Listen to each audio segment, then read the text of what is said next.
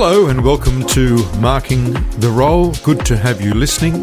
My name is 𝗏𝗏𝗍𝗏. Last week we looked at teacher professional development. We're not going to revise that, but if you wish to hear what we talked about, just go to episode 14. Also, we're not going to cover the emails and the messages that we've had. We'll do that next week. We're not going to do it every week. This episode 15, is on the new behaviour policies that have been introduced into Australian schools.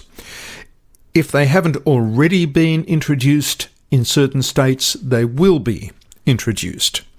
Now, as an example of some of those, in Queensland, they've made it that it's illegal in the policies to put a student on detention or to keep them in at lunchtime. That's just a small part of that behaviour policy.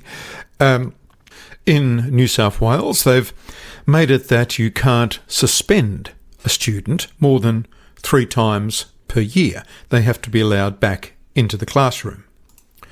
In Victoria, you can withdraw privileges and not allow a student to go, say, to a sports carnival. A little bit different to Queensland. They're just tiny little parts of the behaviour policies.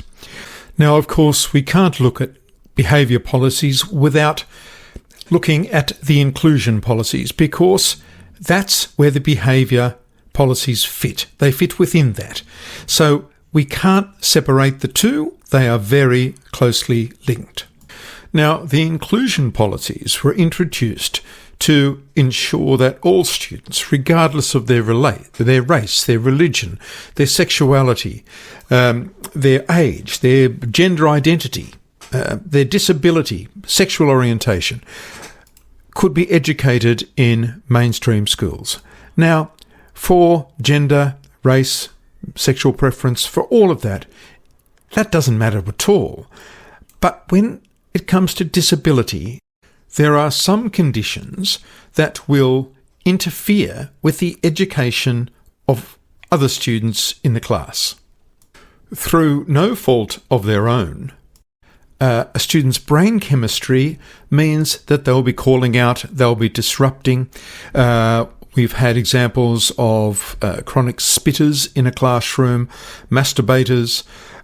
We've had lots of issues that do disrupt a class. They disrupt the teacher, of course, but they disrupt all of the other students in that room. Now, to have that individual in that class, is that entirely fair? A special setting may be better for those particular students. Now, those who wrote the inclusion policy had no experience in the classroom. They weren't teachers. Well, that was the case in New South Wales anyway. So they were ideologues, really, and no doubt they believed in what they were doing, but they had no experience.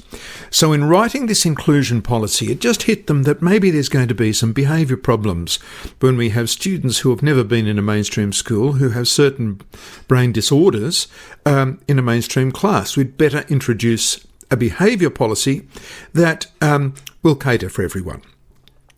So we can't look at the behaviour policies without looking at the inclusion documents. So we'll be looking at that.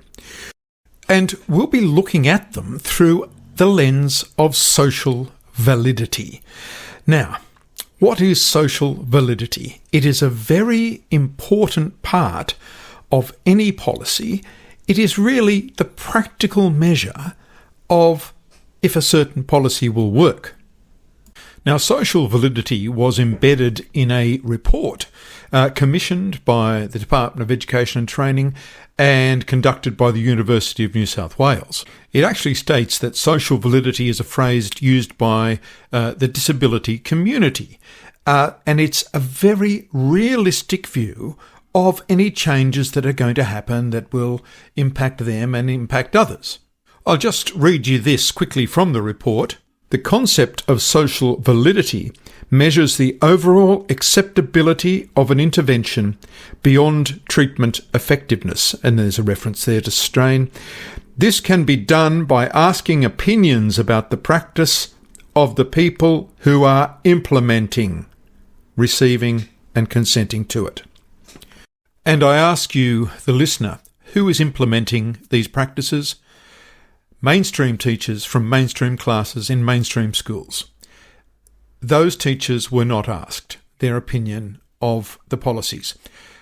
But also, either were the parents of other students who were outside of the disabled community. In other words, the parents of kids who didn't have a disability, they weren't asked about it either. So there's entire cohorts that were missed. Now, to give us a view on this, I managed to interview Greg Ashman. Now, Greg is the author of The Power of Explicit Teaching and Direct Instruction. He is on the staff of an independent school in Victoria, and he runs a podcast called Filling the Pail. So Greg is an expert on these sorts of matters, and he had this to say. All right, Greg, one of the first points of discussion is that the people who write the behaviour policies for different departments usually have no experience in teaching in a classroom, or if they have, they haven't been in a classroom for 20 years. How does that happen? Well, it's the nature of the teaching profession, really. Teaching is different to other professions. Most professions kind of define themselves almost by running their own affairs, by running accreditation, by being in charge of who can practice and all that sort of thing. And training. But in teaching, we don't seem to do that. Teachers tend to be told what to do by other people, by academics and bureaucrats who, as you say, sometimes have never taught, sometimes taught 20 years ago, and they've got no skin in the game, as it were. And add to that the fact that public school teachers in Australia generally are not allowed to speak out about policy issues in schools. When you have a review of something like exclusions in school exclusions, the only people that can talk to that are activists and campaigners, and you don't hear the views of teachers. Now, why this has arisen is an interesting question. I think it's to do with the origins of the modern teaching profession in the 19th century, and the fact that it was a very feminized profession. So people thought, that women couldn't run their own profession, so they needed these wise outsiders to tell them what to do. And I think we've inherited that, and we still have this system where the people who decide how to train teachers, the people who decide who can practice as a teacher, are not teachers. Now, behaviour issues with students doesn't just affect that one student, and it doesn't just affect the teacher who's dealing with that student. It has an impact on many, many people and the other students' ability to learn. Have you found that in your career? Oh, absolutely. This is the one thing that... So you have a lot of research. One of the things we have to realise about the way that the education is structured is that to get ahead in an education faculty of a university, you've got to produce a lot of research, and it helps if that research ticks the right boxes, is on message, sends the right signals, because then you'll get ahead, you'll get your promotion, and you'll build a career. None of that, of course, is anchored in what happens in a classroom. It doesn't have to be practical. It can be sociological. It can be based on interpretations of what various French philosophers would have thought of things.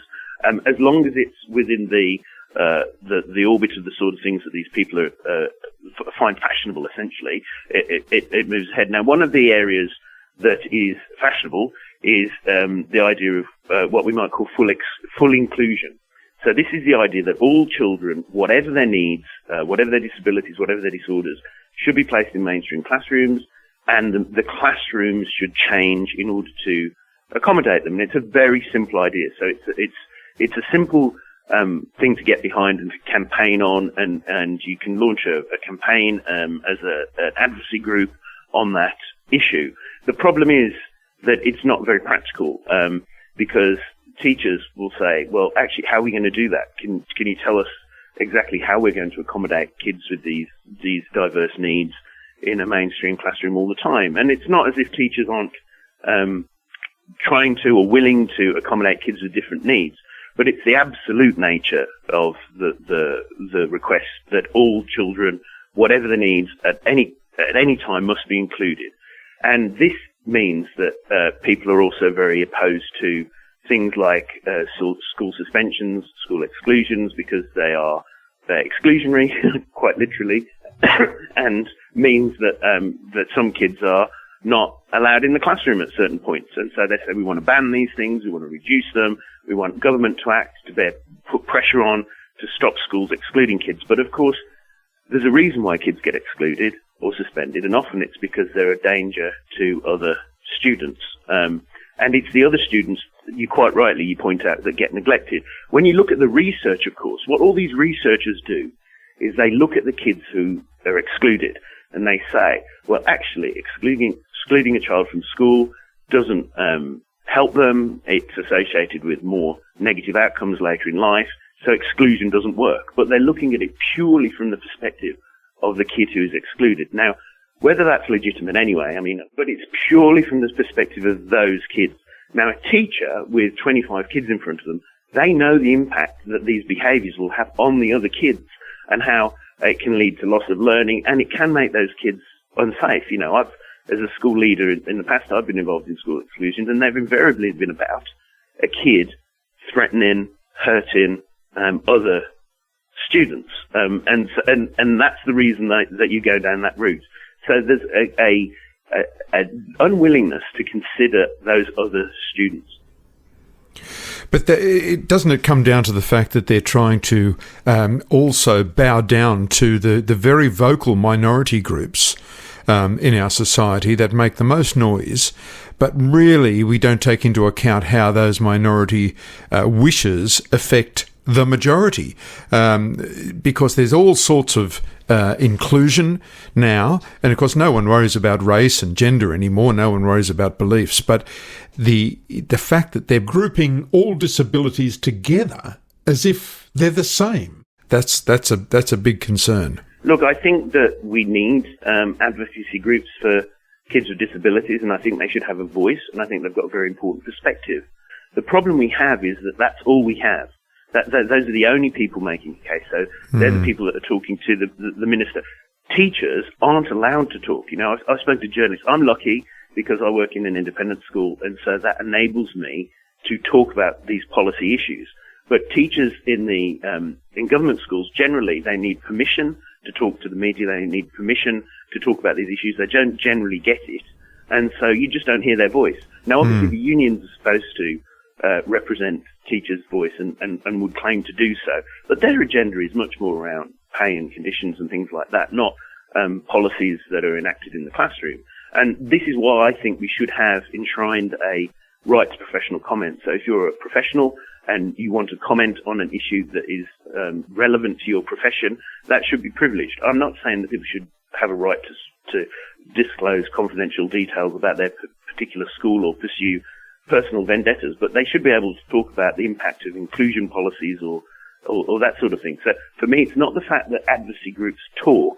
I think that's perfectly reasonable, and it's an important part of the discussion. It's the fact that there's no one making the practitioner case, the case from the perspective of what this looks like in the classroom. Yeah, very good point. There's a push, Greg, to wipe all SSPs, Schools for Special Purposes.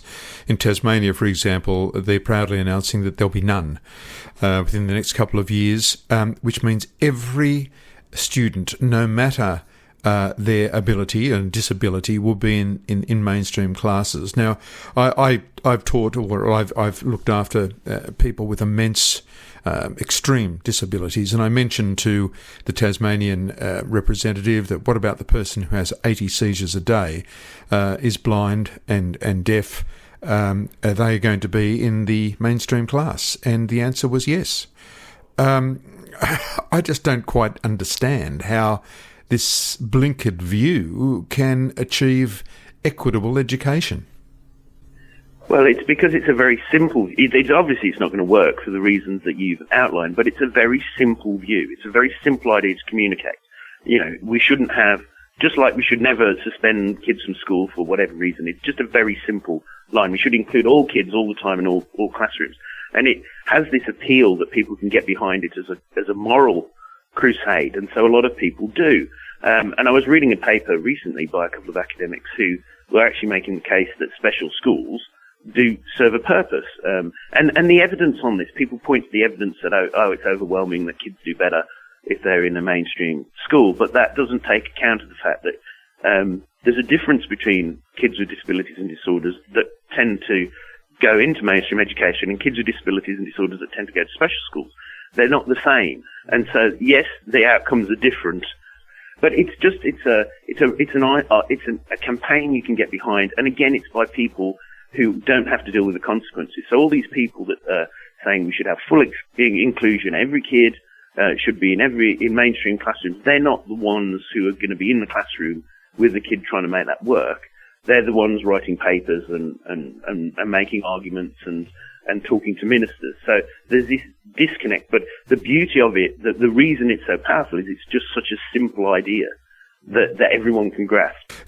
Greg, do you think that these policies are contributing to the exodus of teachers from the service? As we know, and in all over the country and all over the world, teachers are leaving the service. Do you think these policies have something to do with it? I certainly think it's part of the issues that we have around behaviour and behaviour management in Australia. In the last PISA survey, and I don't have the figures in front of me, but we were something like 69th out of 74. I'm going to say that that's the exact figures, but it's something like that on what they called Index of Disciplinary Climate. And the way they constructed that, they asked kids questions, 15-year-old kids questions about the atmosphere in their classrooms, whether the teacher had to struggle to be heard and things like that. And we were way down the bottom of that list, behind places like the UK and the US and Canada. The only other Anglophone country in a similar position to us was New Zealand. And so we have a real problem with behaviour in classrooms in this country. And this idea that, like you have this kind of circular logic that anyone who misbehaves, they must do so because they've got a disability or a disorder. How do we know they've got a disability or a disorder? Because they misbehave. And so and all behaviour is a form of communication. We need to figure out what it is the kid needs. And then if we provide those things that they need, then they will not misbehave anymore. And of course, that's not consistent with human nature. People do bad things for bad reasons, and it's not all because they've got some sort of disorder or because their needs are not being met. But because we've talked ourselves into this, we can't do anything about the poor behaviour in the classroom. And so we just have to throw people in there and say, well, deal with it. This is the lot of being a teacher. You have to cope with this sort of behaviour, and if you can't, then maybe you're not cut out for teaching. Well, then of course a lot of people say, well, I'm not cut out for teaching then, and that causes our recruitment and retention problems. Greg, all of your works are available on Substack, I believe. Can you tell us how listeners can get your podcast and your written work? Well, if you go to 𝗙𝗵𝗄𝗃, all one word, 𝗙𝗵𝗄𝗃.substack.com, that's where all my newsletters are posted, and you can sign up there for either a free or a paid subscription. My podcast is also called 𝗙𝗵𝗄𝗃, and you can get that from all the big podcast providers like Apple and Spotify and places like that. And that was Greg Ashman. Greg teaches physics and mathematics in an independent school in Ballarat in Australia. He's also the author of The Power of Explicit Teaching and Direct Instruction. And his words, his podcast and his writing can be seen and heard at substack.com. And it's time for a brain break. And our brain break this time is from the Water Runners, a band from the Illawarra. Yes, you may have heard them in episode 2 and 3, but we've had requests to have some more of the Water Runners, and this is their track, Lay That Burden Down.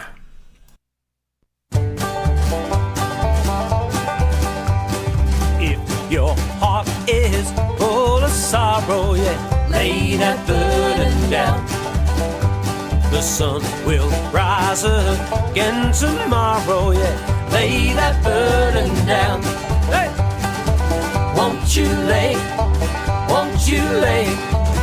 lay that burden down. Sorrow only makes you feel lonely, yeah, lay that burden down. Hey!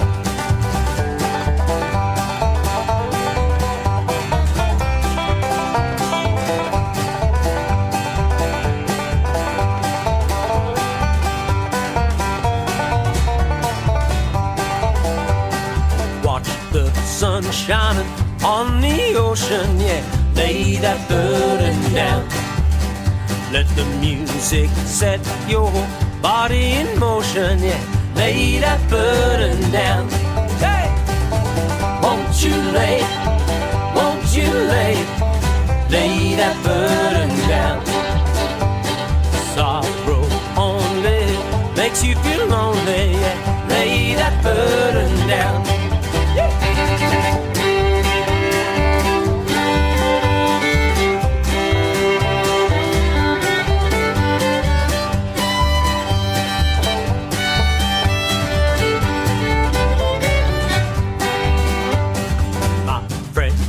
His wife left him last week, and so I called around.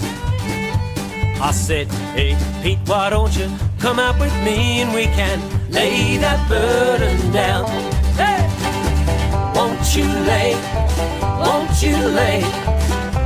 that burden down. Sorrow only makes you feel lonely, lay that burden down. Won't you lay that burden down. Sorrow only makes you feel lonely, yeah, lay that burden down. Hey! Won't you lay that burden down. Sorrow only makes you feel lonely, yeah, lay that burden down. Lay that burden down. Lay that burden, lay that burden, lay that burden down. And that was the Water Runners with Lay That Burden Down. You can hear them anywhere you get your music, Spotify, Apple, whatever. And they're a band from the Illawarra. Terrific band. See if you can get out and see them sometime. You're listening to Marking the Role, a podcast for teachers and anyone interested in education. You can keep the podcast going by becoming a member or making a small donation through Buy Us a Coffee. Just go to markingtherole.com.au and click on the yellow coffee cup. Thanks for listening. Now, let's get back to the matter at hand, which is behaviour. We're looking at behaviour in the context of the inclusion documents that all Australian states are dealing with. Now, I know that I'm going to get a lot of flack from some parents and from some areas of the community, but I looked up the parliamentary records. If you just go to aph.gov.au, Australian Parliament House, and there is a section on integration and inclusion, and there is absolutely nothing that suggests that students with certain disabilities, the disabilities that will interrupt the education of others, that those students can't be taught in a different setting. As a matter of fact, it says that in circumstances of serious disability in which the student posed a danger or the likelihood of interference with the learning of other students, then that student should be in a special setting. I again want to make it clear that most students with a disability will be fine in mainstream classes, but there are some whose disability will interrupt with the learning of others and the safety of others.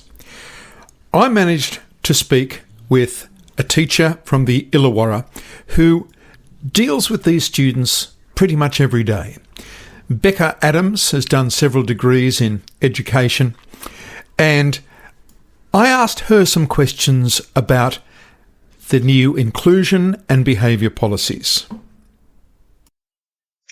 So currently I'm a primary teacher and I'm working in a support unit, mainly with students with or on the autism spectrum. However, I do also work with students with intellectual disabilities and behavioural issues in that role. In your career, Becca, have you seen that behaviour has improved or deteriorated? I would say that there has been an increase in behavioural issues in mainstream classrooms, and I guess that is due to the fact that we have to abide by the Disability Discrimination Act and that we are meant to be moving towards more inclusive classrooms. So when these children were moved to segregated settings, we're now seeing them in the mainstream classrooms. So I don't know if there's been a rise in behaviour, but I just think it is more prevalent in the mainstream classroom.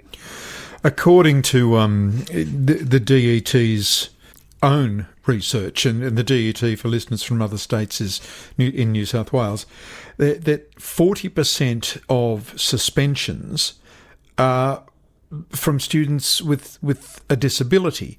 Now, that seems an inordinate mismatch in the proportion. Are you seeing that sort of thing?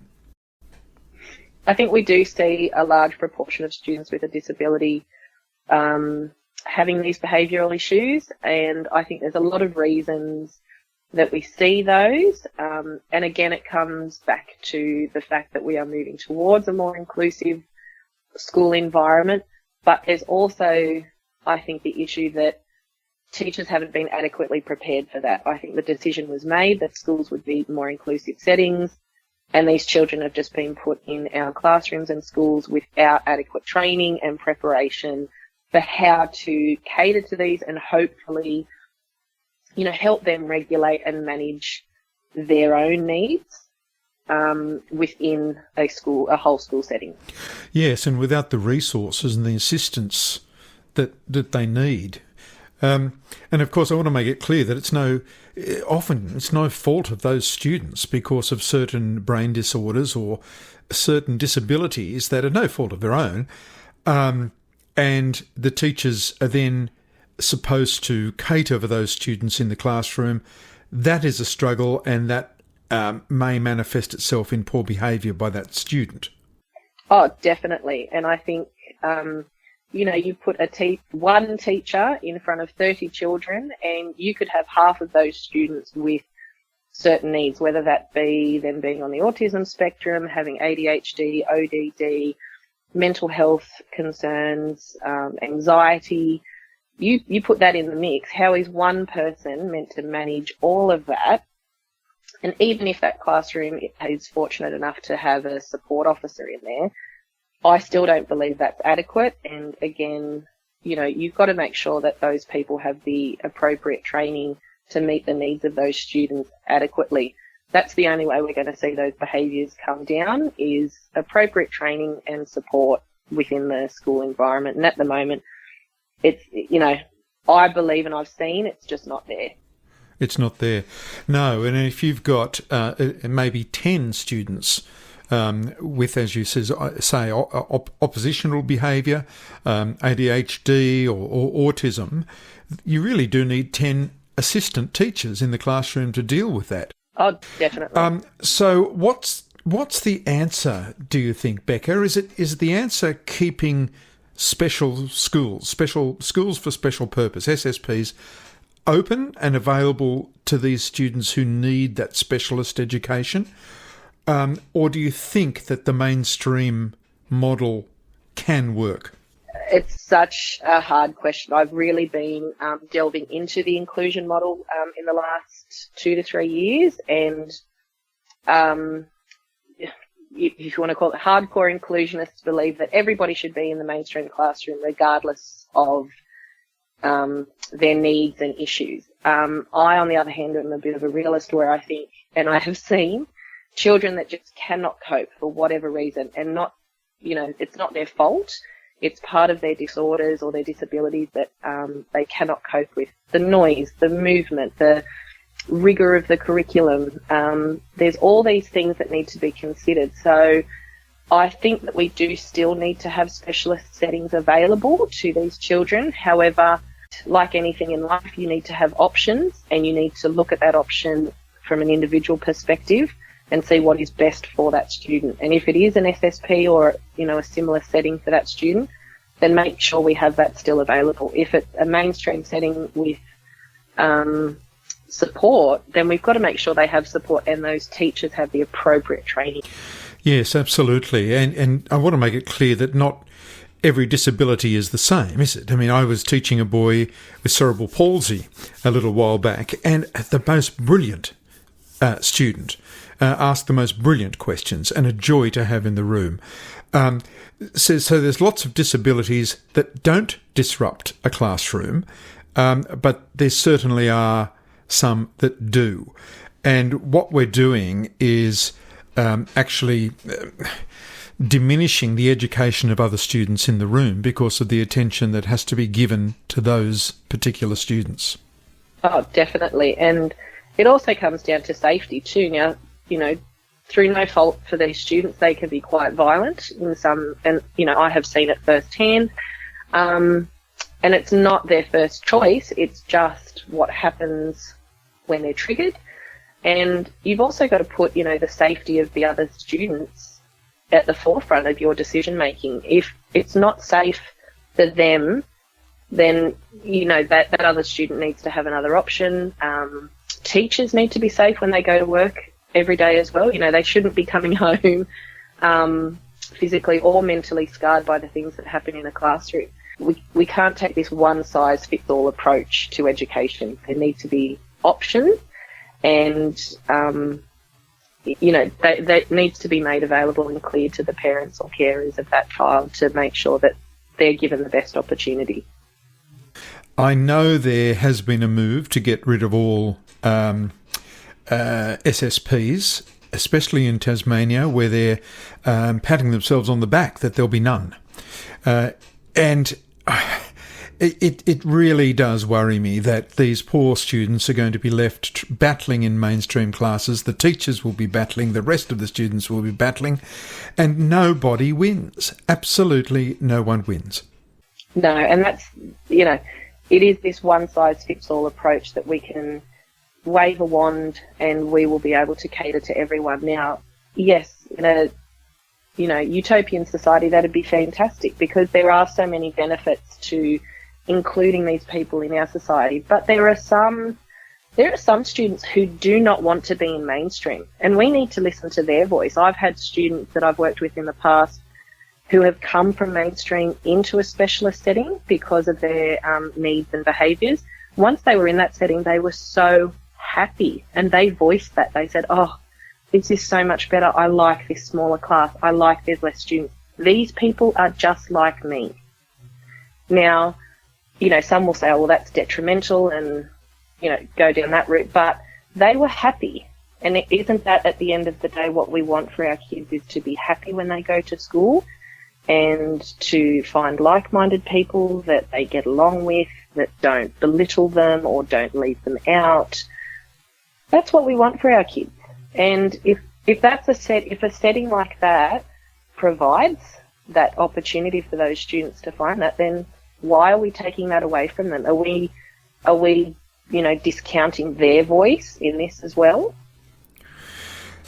Yeah, their voice, but also the voice of their parents, because I have it on some authority that the SSP principals in New South Wales are researching the parents, and the majority of those parents love the fact that their children or their sons and daughters are in these SSPs because they are improving. They can see their improvement and they actually want to go to school. And, for a lot of these kids, they will always have that high level of support around them. That they're going to go out, they're probably going to live in group homes. They're probably going to have to go to work in a setting that, provides that same level of support that they've had at school. If we remove all that at school, then what are they going to expect, when they leave school? are we setting them up for success as well when we remove these SSPs?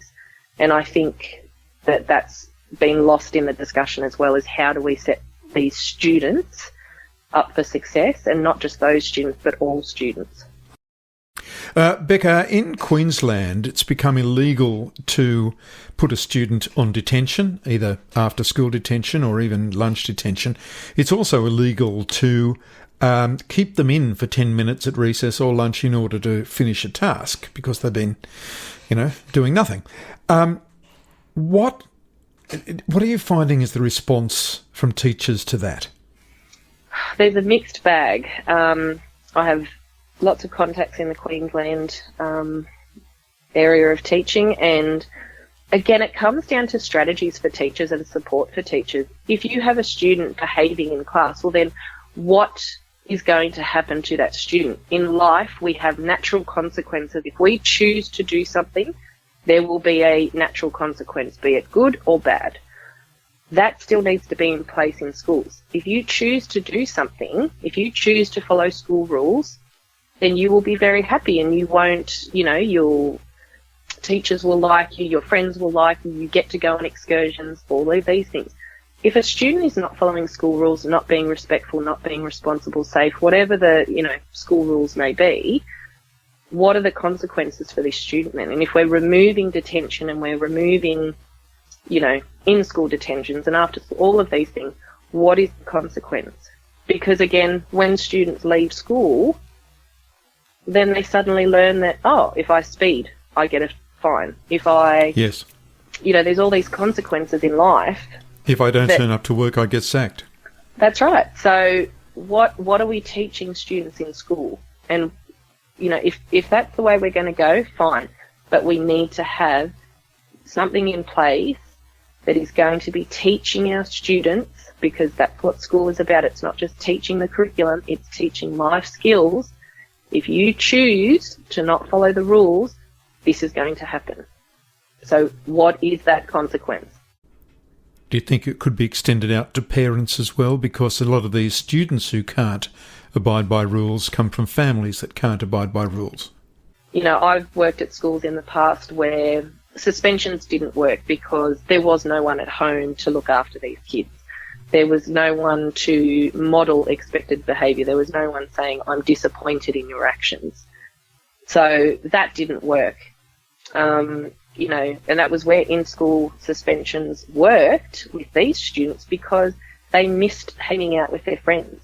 They suddenly realised that, in class I get to be with my mate.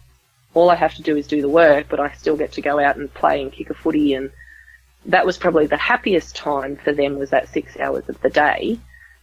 So, you've got to look at the options. You've got to look at what's right for the school and the setting, and of course the students, because sometimes, yes, the parents aren't going to back you up. But there definitely needs to be a big push on natural consequences, and we need to, have a really good understanding of what that means within schools. And that was Becca Adams, teacher from the Illawarra area of Australia, who does teach students with special needs. And during season 1, I interviewed Dr. 𝗙𝗰𝗂𝗀𝗃𝗁 from the Department of Education in New South Wales, and I thought it was worthwhile just at this stage replaying something that she said. We never ever agree to abuse or violence for our teachers or for other children. So we need to make sure that everyone in that environment feels safe, whether it's the other children in the class, the child themselves, because they may be at risk of serious harm to themselves, but also the staff members. During this episode, we've been looking at certain Australian behaviour policies for schools and how they fit within the inclusion policies. And I mentioned at the start that inclusion policies were first, and then they thought, well, perhaps we better have a behaviour policy that fits it. We looked at it through the lens of social validity. Do those who are implementing the policies see it as practical? Can it be achieved? But those who are implementing the policies weren't researched. So, I'm not usually this strident, but I actually believe that the inclusion and behaviour policies from each state education department must be revised. And they must be revised within the lens of social validity. Firstly, those policies have got to be written by people who are teachers and who have been in the classroom very recently. Next, they should be written with the input of the teachers who will implement any policies, mainstream teachers in mainstream schools. They must have input from those. They also must have input from the parents of students who aren't involved in the disability community. In other words, just the mainstream students. This is the only way we'll have true inclusion, where the opinions of those students and their parents whose education is being impacted by these policies are being heard. Next week, we look at finding a way out of teaching and where teachers can get a job. My name is 𝗙𝗲𝗃. You've been listening to Marking the Role. See you next week.